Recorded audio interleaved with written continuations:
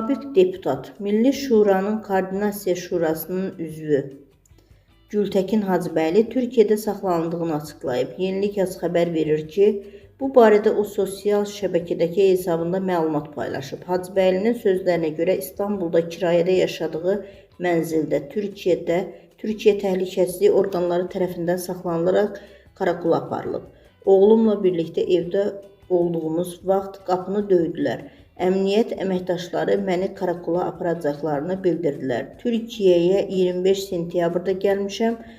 Qalma müddətim bitməyib. 2 illik oturma izin də var. O qeyd edib.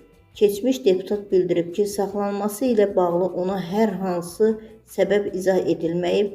Onun sözlərinə görə sabah iştirak etməli olduğu İELTS imtahanına gedəcəyi barədə müraciətinə də müsbət cavab verilməyib.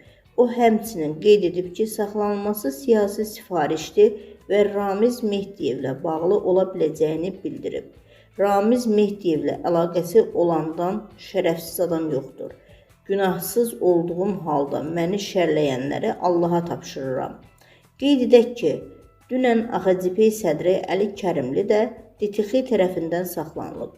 Məlumata görə ona qarşı irəli sürülən ittihamlar hakimiyyəti zorla ələ keçirməyə cəhd maddəsi və digər əlaqəli epizodlarla bağlıdır.